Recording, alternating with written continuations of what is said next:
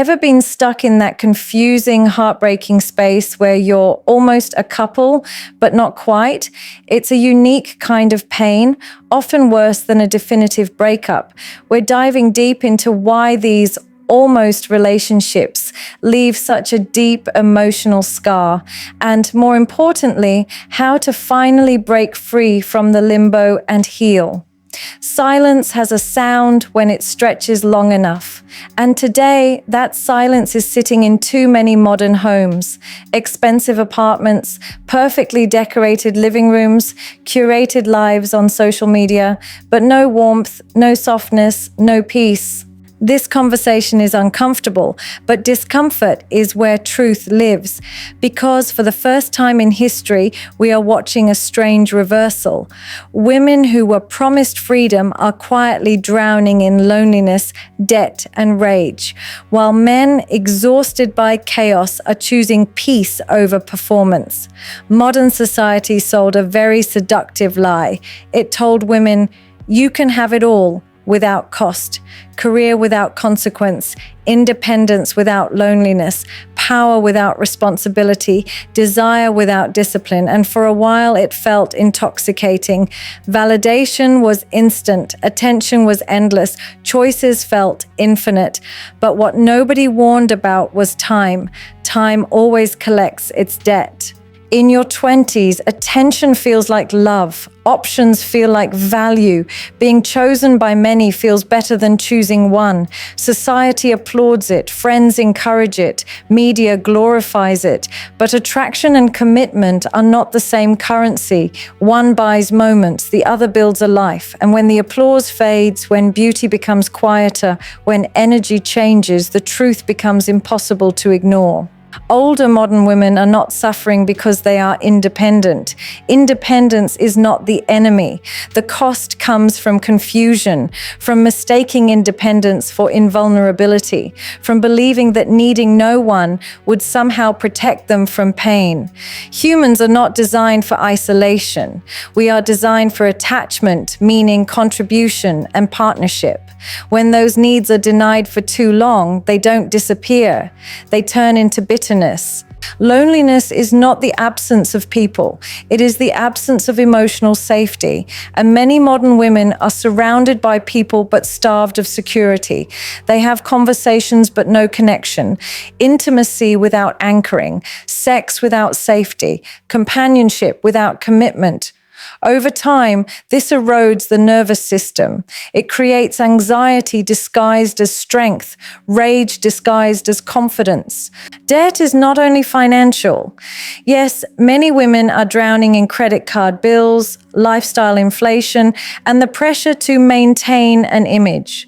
But the deeper debt is emotional. Years of investing energy in the wrong places, giving youth to situations that had no future, overgiving to men who never intended to build, overworking to prove worth, overperforming to avoid being abandoned. Emotional debt compounds with interest.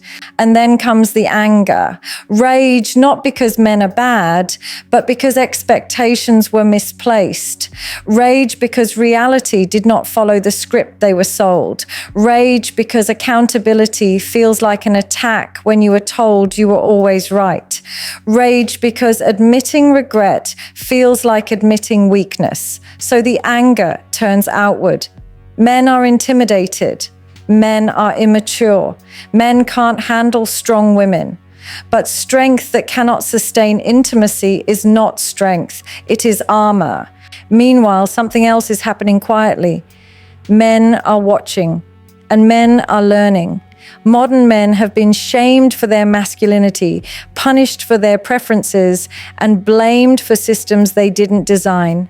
They were told to lower standards, tolerate chaos, and accept emotional instability as empowerment. For years, many tried. They explained, they compromised, they apologized, until exhaustion set in. Now men are choosing peace, not loudly, not angrily, silently. They are opting out of relationships that feel like emotional labor instead of partnership. They are avoiding women who bring conflict disguised as passion. They are choosing simplicity over stimulation, respect over intensity, femininity over force, calm over chemistry. This is not about hating women. It's about men protecting their nervous systems. A man who has built himself knows the cost of chaos. He knows that a beautiful woman who disrupts his peace is not a prize. She is a liability.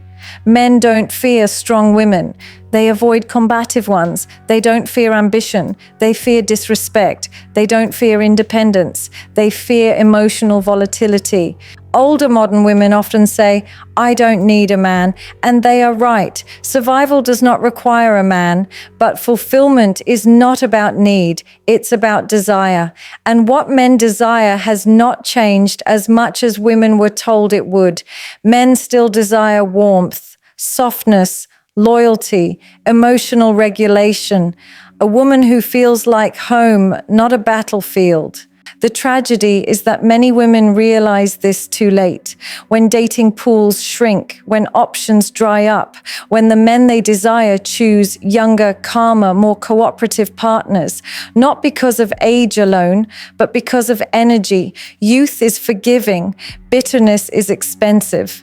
Men don't chase youth, they chase peace. Youth just happens to often come without resentment. And then comes the dangerous narrative, "I settled for peace." As if peace is a downgrade. Peace is not boredom. Peace is safety. Peace is the absence of constant emotional spikes. Peace allows love to grow roots. Chaos feels exciting because it triggers adrenaline, but adrenaline is not intimacy, it's addiction. Many modern women confuse intensity with connection, drama with depth, conflict with chemistry. But relationships built on nervous system dysregulation collapse under real-life pressure. Marriage does not reward ego. Parenting does not reward rebellion. Long-term love rewards humility, cooperation, and emotional intelligence. This conversation is not about blaming women. It is about honesty, because feminism gave women rights, and rightly so, but it failed to teach responsibility. Freedom without wisdom creates destruction. Choice without discernment creates regret. Empowerment without self-awareness creates loneliness. Older modern women are not unlovable. They are tired, guarded, disappointed, carrying years of unresolved grief. But healing requires humility. It requires asking hard questions. Did I prioritize validation over values? Did I confuse attention with love? Did I punish good men for the sins of bad ones? Did I become everything society praised and nothing a relationship needs? Men choosing peace is not a punishment. It is a response, a natural correction. When relationships become adversarial, people disengage. When love feels like a negotiation, desire dies. When masculinity is constantly challenged instead of respected, men withdraw. The future will belong to women who integrate strength with softness, ambition with emotional availability, independence with interdependence. The ones who understand that being chosen long-term requires more than being impressive short-term. That love is not a power struggle. That peace is not weakness. And the women who refuse this truth will continue to externalize their pain, blaming patriarchy, blaming men, blaming society, while quietly feeling the weight of empty evenings, unpaid emotional debts, and anger that no achievement seems to soothe. Because in the end, success without companionship feels hollow, and independence without intimacy feels cold, and rage without accountability becomes a prison. Men are not choosing peace to hurt women, they are choosing it to survive, and women who learn this lesson early will not pay the cost later. There is a pattern that keeps repeating, and it's uncomfortable because it demands self-reflection instead of slogans. Many modern modern women were taught to compete with men instead of understanding them, to dominate conversations instead of creating connection, to lead with confrontation instead of curiosity. And when relationships fail, the assumption is always external, that men are flawed, commitment phobic, emotionally unavailable, but rarely is the mirror turned inward. A man does not emotionally withdraw because he fears a woman's success. He withdraws when he feels unnecessary, disrespected, or constantly corrected. Masculine energy thrives on purpose and contribution. When a man feels like an accessory instead of a protector, like a problem instead of a partner, he emotionally shuts down. Not because he is weak, but because his instincts tell him he is not safe there. Modern dating culture also taught women to delay commitment endlessly. Don't settle. Explore your options. Focus on yourself. All well-meaning advice, but incomplete. Because no one explained that bonding has a window. Emotional pair bonding is not infinite. Each heartbreak hardens the nervous system. Each short-term connection makes long-term attachment harder. Each situationship trains the body to expect abandonment. By the time many women reach their mid to late 30s, they are emotionally exhausted, but still demanding emotional perfection from men. They want stability without surrender, provision without leadership, masculinity without authority, love without vulnerability. And relationships don't work that way. You cannot demand softness from a man while punishing him for being masculine. You cannot ask for protection while constantly asserting dominance. This is where resentment quietly grows. A woman looks around and sees men her age choosing younger women, not because younger women are better, but because they are less burdened. They argue less. They criticize less. They expect less perfection. They allow a man to grow into his role instead of testing him constantly. And that realization cuts deeply because it forces the acknowledgement that youth was spent resisting the very traits now desired. Rage then becomes a shield. Sarcasm replaces softness. Independence becomes defiance. Standards become walls. And while boundaries are healthy, walls isolate. Men can sense when a woman is defensive rather than discerning, guarded rather than graceful.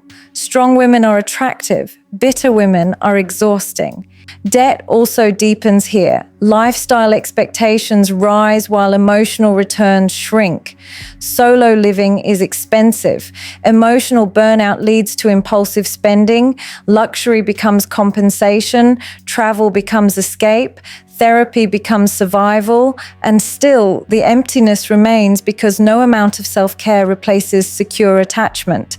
Men observe all of this and make quiet calculations. They ask themselves simple questions. Does this woman bring calm or chaos? Does my life improve emotionally when she enters it?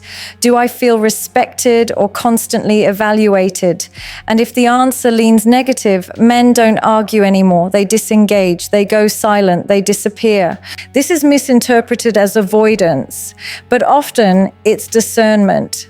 Men are no longer chasing potential. They are choosing predictability. They are choosing emotional regulation over excitement. They are choosing women who make life lighter, not heavier. The irony is painful. Many modern women work so hard to become high value by society's standards, educated, accomplished, outspoken, self-sufficient, yet overlooked the invisible qualities that make relationships last: patience, warmth, cooperation, emotional maturity. These traits were labeled weak, outdated, or submissive, and now they are exactly what men seek. Loneliness doesn't arrive loudly.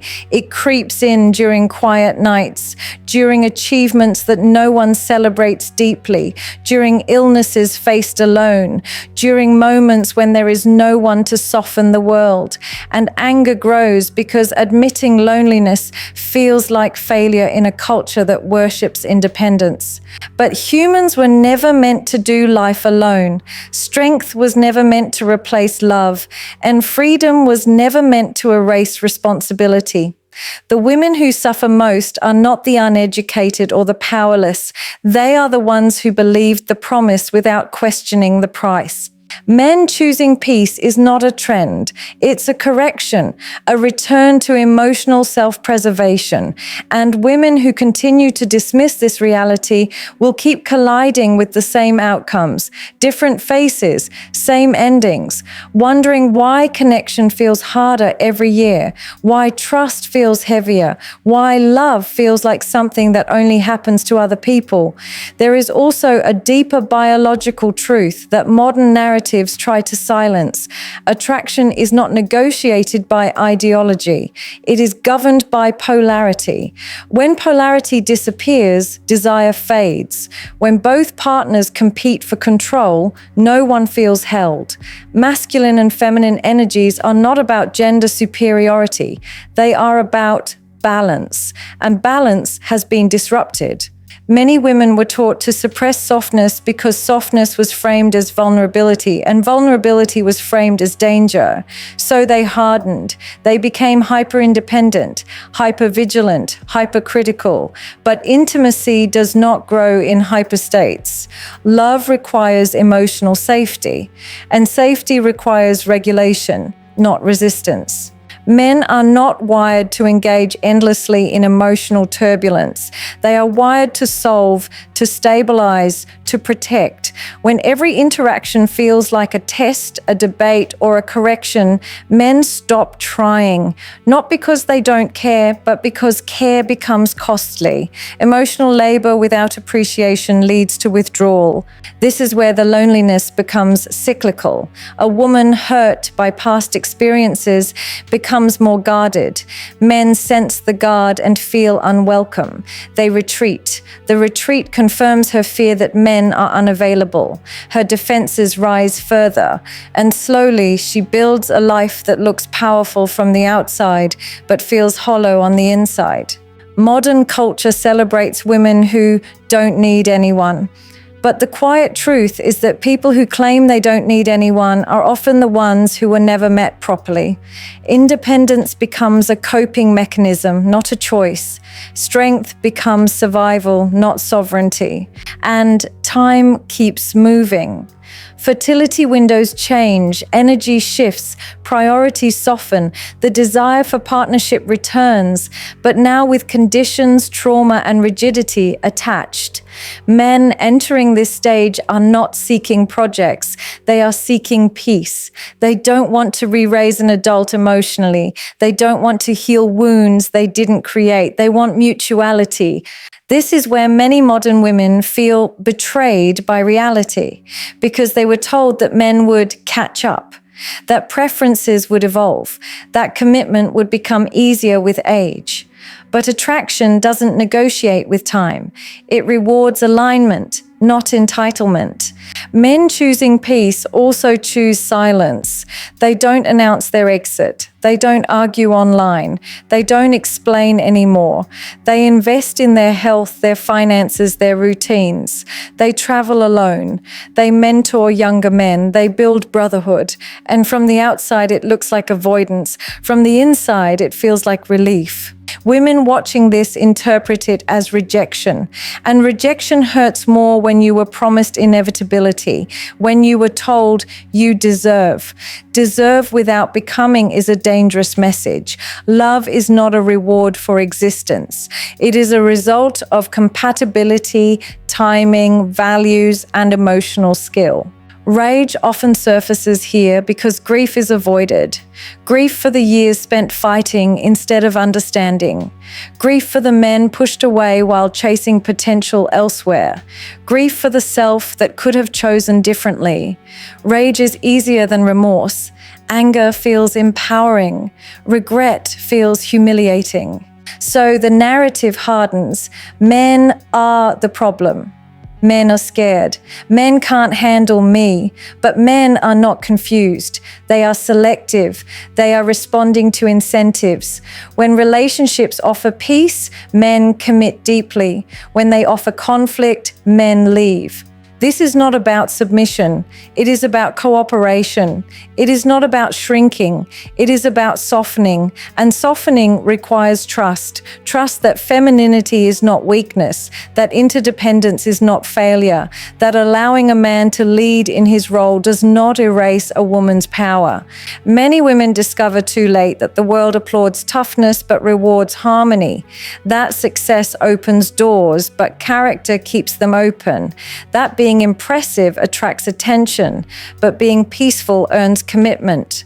And so the cost continues to accumulate, quietly, internally, as birthdays pass, standards rise, options narrow, and the gap between expectation and reality widens, leaving many to wonder why love feels so distant despite doing everything they were told was right.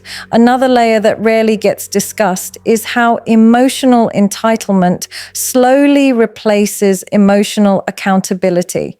Many modern women were encouraged to ask, "What do I deserve?" But not enough were taught to ask, "What do I bring?" Relationships don't collapse because standards exist.